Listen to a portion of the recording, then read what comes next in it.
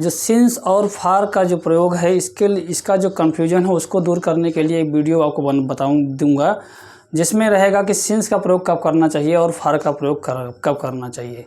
तो आइए वीडियो को शुरू करते हैं और आपके कन्फ्यूजन को दूर करते हैं।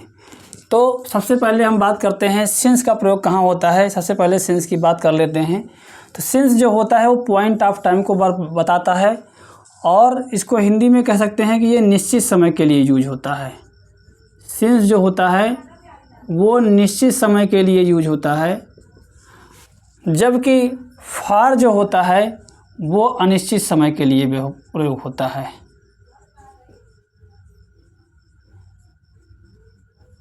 अब ये निश्चित समय और अनिश्चित समय क्या है, इसी कंसेप्ट को क्लियर कर देते हैं। तो पॉइंट ऑफ टाइम क्या है, वो है स्टेज ऑफ टाइम।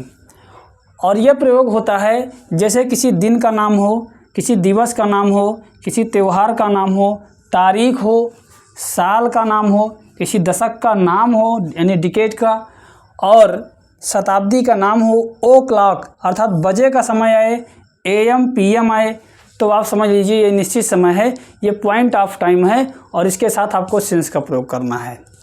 दूसरी बात करते हैं फार का। फार का जो होता है ये पीरियड ऑफ टाइम होता है और ये ड्यूरेशन ऑफ टाइम है, ये टाइम के ड्यूरेशन को बताता है। और इसका प्रयोग कब होता है, जब वह सेंटेंस में आपको सेकंड हो, मिनट की संख्या हो, घंटों की संख्या हो, सप्ताह की संख्या हो, महीनों की संख्या हो, साल यानी वर्षों की संख्या हो, दशकों की संख्या हो या शताब्दियों की संख्या हो, तो क्या करना है, आपको फार का यूज करना है। ये अनिश्चित समय में आता है। लेकिन ये तो रटने वाली बात हो गई, किसके साथ कौन निश्चित समय में है और कौन अनिश्चित समय में है, कौन पॉइंट ऑफ टाइम है और कौन सा पीरियड ऑफ टाइम है।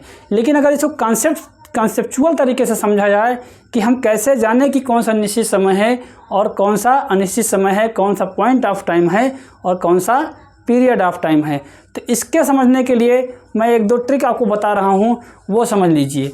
जैसे आप देख लीजिए, जैसे ये घड़ी है, ये घड़ी है, ये 12 है, 1 है, 2 है, 3, 4, 5, 6, 7, 8, 9, 10 और ये 11।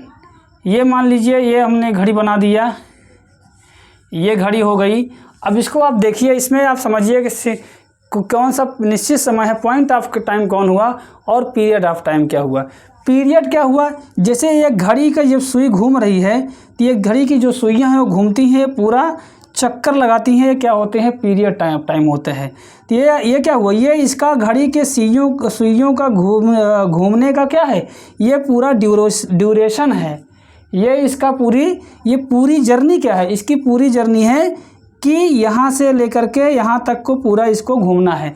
तो ये जो पूरी जर्नी आ गई, ये इसकी ड्यूरेशन हो गई। लेकिन पॉइंट क्या हुआ, इस पूरी जर्नी में जिन स्टेजेस से या जिन कहते हैं कि जिन स्टेशन पे वो ये जो है से होते हुए ये घड़ी की सुई जा रही है, ये वो क्या हो गए, ये इसके पॉइंट हो गए। 1 2 3 4 5 6 7 8 9 10 11 12, इसमें 5 जो है 12 जो है इसमें क्या है, ये पॉइंट ऑफ टाइम हो गए।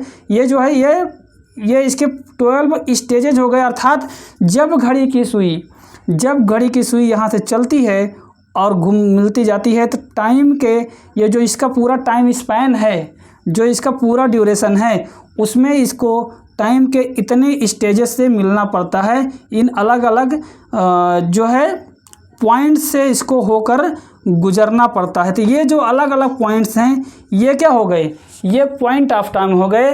अर्थात ये टाइम के स्टेजेस हो गए, इन स्टेजेस से इसको गुजरना पड़ता है। दूसरे शब्दों में एक साथ कहें कि जो स्टेजेस ऑफ टाइम होगा और ड्यूरेशन ऑफ टाइम होगा, इसमें एक अंतर और भी है कि जो स्टेजेस ऑफ टाइम होगा वो अगर उस स्टेज से गुजर जाएंगे तो वो स्टेज तुरंत अगले ही पल या कुछ ही देर बाद उस स्टेज को आप नहीं प्राप्त कर सकते हैं।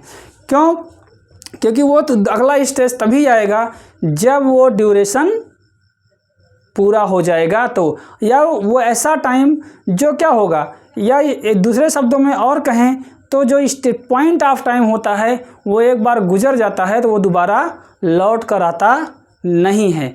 जैसे कि अभी 2026 सन चल रहा है, ईयर चल रहा है, तो 2026 ये एक पॉइंट ऑफ टाइम है। क्यों कि ये इसके बाद ये 2026 गुजरेगा और इस महीने में आप देख रहे हैं मई का महीना चल रहा है, तो मई का महीना दोबारा 2026 का मई का महीना नहीं आएगा, ना ही 2026 आएगा। जो टाइम अभी चल रहा है ये टाइम लौट के नहीं आएगा। लेकिन अगर हम बात करें कि हम महीनों की संख्या की बात करें, 1 महीना, 2 महीने, 3 महीने, 1 घंटे, 2 घंटे, 3 घंटे, या 1 साल, 2 साल, 3 साल, तो ये क्या होगा, ये गिनती जो है आज भी कर सकते हैं और आगे चल के भी ये गिनती, ये जो गिनती है, ये जो संख्या है समय का, ये एग्जिस्ट कर सकती है। 2026 में है और इसके 1 साल बाद 2027 आएगा, और 2027 के 1 साल बाद करेंगे तो 2028 आएगा। लेकिन 2026 अभी आया और चला गया, तो अगला 2027 आएगा। 2036 जो है ये 2026 जो है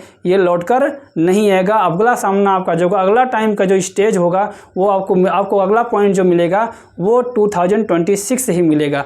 अर्थात जब टाइम चलेगा तो टाइम का ऐसी जर्नी टाइम की जो है जिसको हम चलते जाते हैं और पीछे छोड़ते जाते हैं, वो क्या होता है, पॉइंट ऑफ टाइम। और टाइम का ऐसी जर्नी जो हम चलते जाते हैं और जब अगले पॉइंट पे पहुंचते हैं तो पिछले पॉइंट के साथ उसको हम काउंट करके उसकी ड्यूरेशन को निकाल सकते हैं, वो होता है पीरियड ऑफ टाइम। तो पॉइंट ऑफ टाइम और पीरियड ऑफ टाइम का मतलब ये था, इस प्रकार से निकाला जा सकता है। जैसे कि अगर बोला जाए सुबह से, तो सुबह से मतलब सुबह से, शाम से, 1 बजे से, 2 बजे से, शनिवार से, रविवार से, ये सब क्या है, ये जो टाइम है, ये रविवार आया तो अब गया, रविवार आया, रविवार से कोई जो है जैसे वह विद्यालय रविवार से जा रहा है तो रविवार क्या हुआ, तो रविवार का जो टाइम है वो बीत गया। वो पॉइंट ऑफ टाइम उसका जो टाइम था, वो ड्यूरेशन जो है, उसके जो टाइम का ड्यूरेशन चल रहा था, उस ड्यूरेशन में रविवार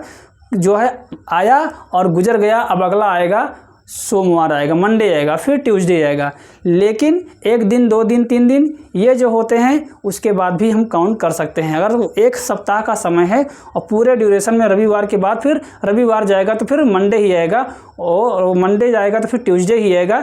ये पॉइंट्स अलग अलग हैं, इनको हम पीछे छोड़ते जाते हैं। लेकिन उसके साथ जो दिन हैं, उन दिनों की संख्या को अगर देखा जाए तो दिनों की संख्या से को हम उस पॉइंट से पिछले पॉइंट के साथ या किसी पिछले आगे पीछे करके किसी भी पॉइंट के साथ दिनों की संख्या को हम निकाल सकते हैं, जोड़ सकते हैं। तो ये हो गया पीरियड ऑफ टाइम।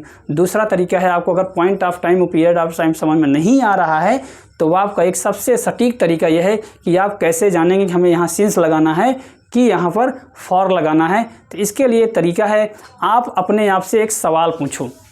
जब सेंटेंस दिया जाए या सेंटेंस जब आप यूज़ करने जाएं तो कि आपको फॉर लगाना है कि सिंस लगाना है, फॉर लगाना है कि सिंस लगाना है। अगर आपको कन्फ्यूजन है तो आप उस सेंटेंस में जहाँ पर यूज करने वाले हैं या सेंटेंस को अगर ट्रांसलेट करने जा रहे हैं तो उस सेंटेंस में जहाँ पर इसको हिंदी का सेंटेंस है उसको इंग्लिश में ट्रांसलेट करना है, तो वहाँ पे आप जब देख रहे हैं तो वहाँ पर आप एक सवाल करिए और वो सवाल करिए कि कब से।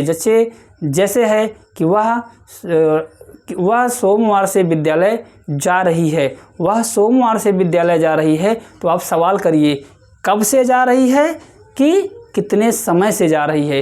तो आपको देखिए यहाँ पे कौन सा सेंटेंस या कौन सा क्वेश्चन यहाँ पे सूटेबल है, अप्रोप्रिएट है। कब से सवाल लगेगा यहाँ पे कि कितने समय से सवाल लगेगा। तो आप देखेंगे तो यहाँ पे सवाल लगेगा, यहाँ के लिए जो सवाल बनेगा वो सवाल है, वो क्वेश्चन है, वो बनेगा वह है कब से जा रही है। तो जब कब से वाला सवाल बने, क्वेश्चन बने, तो आप समझ लीजिए वो पॉइंट ऑफ टाइम है और वो जो है उसके साथ आपको सिंस लगाना है। और जब वह जैसे कहा जाए वो 2 दिनों से स्कूल जा रही है, अब यहाँ पे पूछना है, आपको सवाल करना है वो कब से जा रही है कि कितने समय से जा रही है। तो यहाँ पे क्वेश्चन आपको कौन सूटेबल लगेगा, यहाँ पे क्वेश्चन बनेगा कि वो कितने समय से जा रही है, कितने देर से जा रही है। तो ये इसका मतलब क्या हुआ, ये अगर ये सवाल लग गया तो समझ लीजिए कि ये पीरियड ऑफ टाइम हो गया, वो टाइम का ड्यूरेशन हो गया और वो टाइम का स्टेज हो गया। तो ये था सिंस और फॉर का कैसे यूज करना है और कैसे पहचानना है कि हमें ये पॉइंट ऑफ टाइम है कि पीरियड ऑफ टाइम है, निश्चित समय है या अनिश्चित समय है। अगर आपको वीडियो अच्छा लगा हो तो आप हमारे फेसबुक पेज को फॉलो करें और इस वीडियो को सेव करें। आगे के जानकारी के लिए, और शेयर भी करें, और फेसबुक पेज को फॉलो करिए और यूट्यूब चैनल को सब्सक्राइब करिए। Thank you very